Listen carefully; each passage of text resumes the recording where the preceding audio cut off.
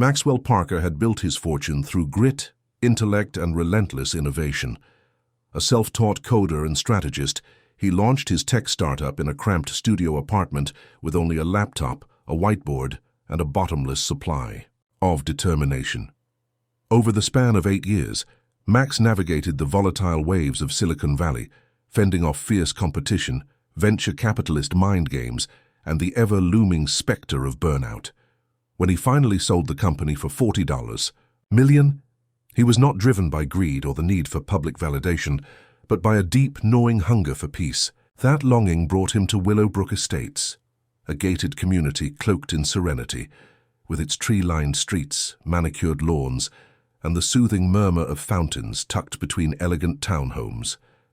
Max envisioned a new life, where he could read in the mornings, garden in the afternoons, and maybe take up woodworking in the evenings.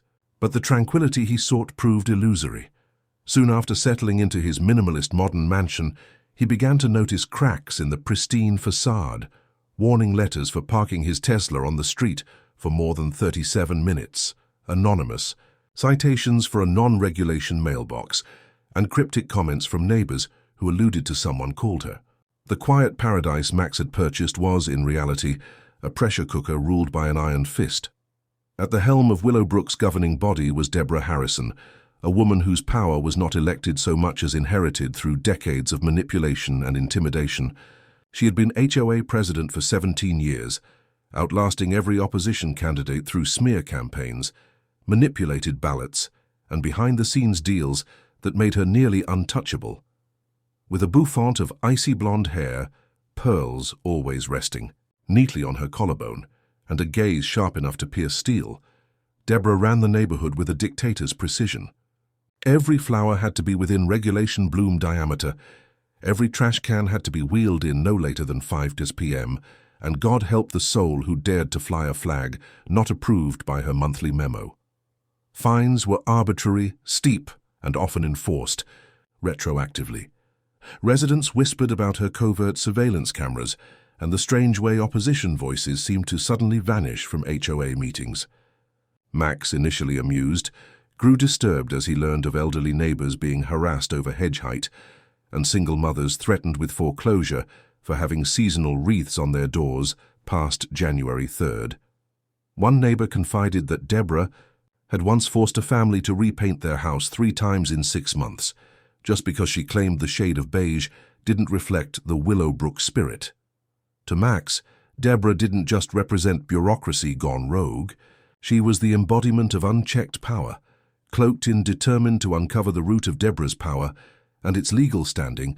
Max began digging through HOA financial disclosures, architectural committee notes, and county property records. What he found was more than a trail of garden variety overreach. It was outright corruption. Deborah had been funneling HOA funds into a network of preferred vendors, all of whom turned out to be shell companies or owned by her extended family and old college acquaintances. She'd overpaid for landscaping contracts that never delivered, authorized repairs for non-existent damages, and purchased liability insurance at 3 times the standard rate through her cousin's firm. In the last fiscal year alone, over $350,000 had been misallocated according to an internal audit, an audit that was buried the moment it was finished. Max realized the HOA's financial position was so precarious that the community had defaulted on a major municipal loan used to develop the neighborhood's park and communal roads. No one knew because Deborah controlled the mailing list, the newsletter, and the minutes of all HOA meetings. The residents paid their dues, got fined into submission, and were too afraid, or too weary, to question why the tennis courts were cracked, the pool was closed for a 3rd summer, or the walking trails hadn't been maintained in years. Max now saw that the peace of Willowbrook was built on silence bought through fear and ignorance. When Max quietly began challenging Deborah's authority, first by requesting copies of meeting transcripts, then by questioning line items, in the HOA budget, he underestimated how closely she was watching, or perhaps he overestimated how far she'd go to protect her domain. The first warning was subtle. His mailbox was smashed in with a blunt object, yet security cameras had no footage. The second came a week later, when someone spray-painted a crude symbol on his garage door at 3 a.m. Again, no witnesses, no footage. Max, undeterred, pressed on, filing a formal complaint with the county and preparing to expose the HOA's financial dealings in a community forum. That was when things escalated beyond vandalism. One evening, as Max prepared to leave for a weekend, Trip, his Rolls-Royce, parked in his driveway for less than an hour, erupted in a deafening explosion that shattered windows across the cul-de-sac. Firefighters arrived within minutes, and though the fire was contained, the car was a total loss. Investigators concluded it was arson, likely a small but deliberate explosive placed near the fuel tank. Though there was no direct evidence linking Deborah to the crime, everyone knew. The silence from the neighborhood was deafening. No one approached Max, no one spoke of the incident, but the look in their eyes told him everything. Deborah had gone too far. And now, Max realized, so had he. What Deborah didn't know was that Max had already begun working on a countermove, one not of vengeance, but of leverage. Upon discovering that the HOA had defaulted on its loan for the community's infrastructure, he traced the debt to a distressed private lender in New York. After several backroom negotiations and legal consultations, Max quietly purchased the lien in full, acquiring legal ownership of the common spaces of Willowbrook, the streets, the parks, the greenbelts, even the ornamental signage at the community's front gate. Then, with surgical precision, he exposed the entirety of Deborah's financial misdeeds to the residents. He held a public forum, not at the HOA clubhouse, which Deborah had locked down for maintenance, but in the town's library auditorium. There, armed with documentation, receipts, and a forensic accountant's presentation, he laid out the trail of fraud, embezzlement, and intimidation. His delivery was measured, irrefutable, and devastating.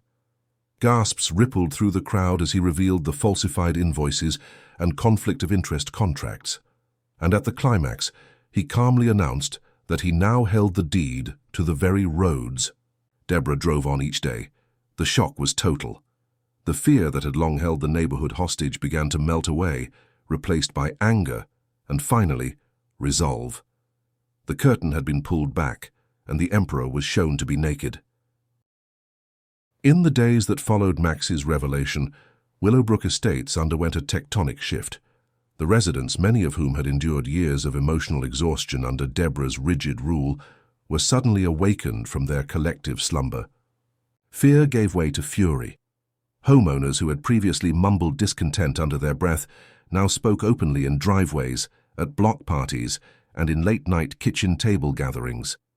Stories poured out, tales of harassment, of threats, of long-forgotten neighbors who had moved away because they couldn't take it anymore. Some residents, emboldened by Max's boldness and tangible proof, organized their own ad hoc council meetings, circulating petitions to impeach Deborah and demanding a full forensic audit of the HOA's books. Retirees, who had once nodded passively at Deborah's newsletters, now stood up and demanded answers. Even those who had previously defended her, citing her dedication or sense of order, began to falter in their support, especially as more financial documents emerged, showing extravagant spending on catered lunches, consulting fees to relatives, and suspicious cash withdrawals. Max didn't need to fan the flames. The truth spoke loudly on its own.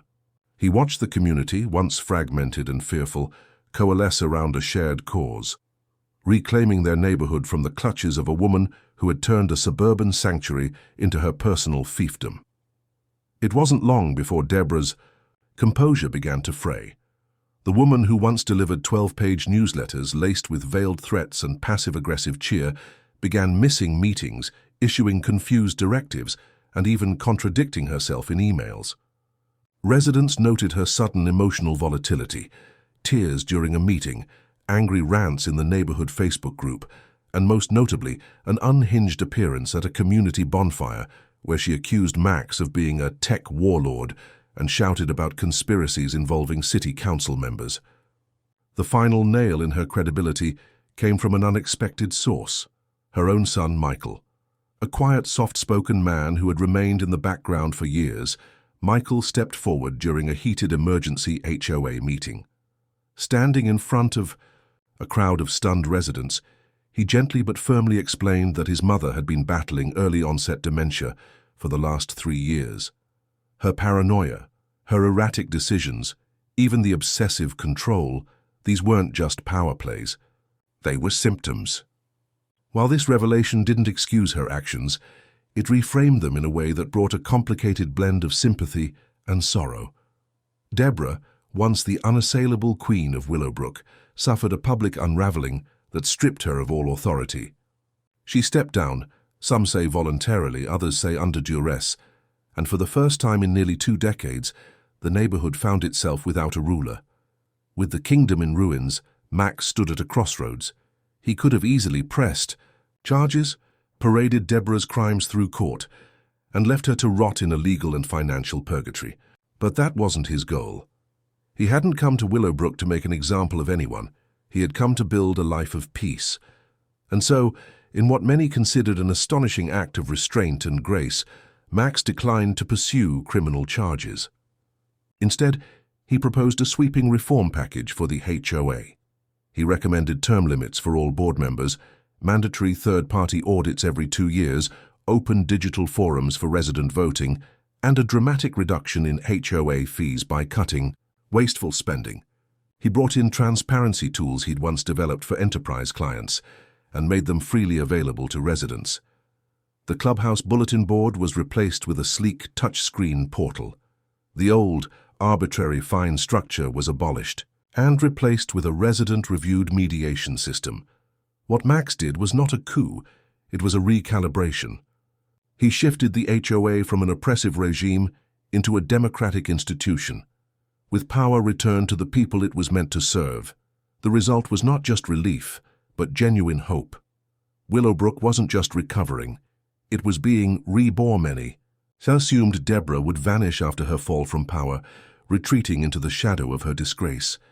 But Max, ever the tactician who understood human dignity as well as he understood data, reached out to her with an unexpected offer.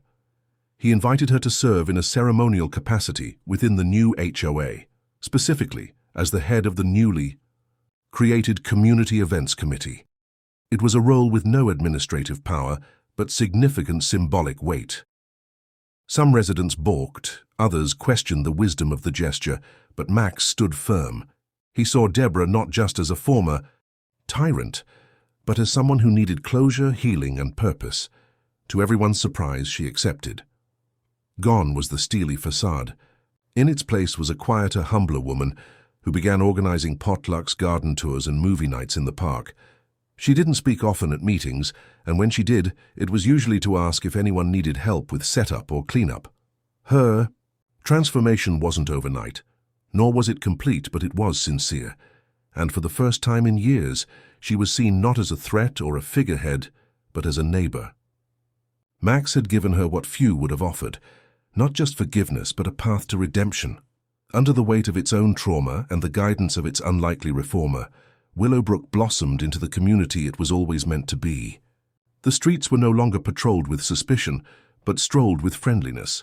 Yards reflected the individuality of the homeowners, some wild with color, others neat as pincushions, but all respected. The HOA meetings became lively discussions, rather than authoritarian lectures. Kids chalked art on sidewalks without fear, couples walked dogs at night without being fined for leash length, and flags, American, pride, seasonal and personal, fluttered freely.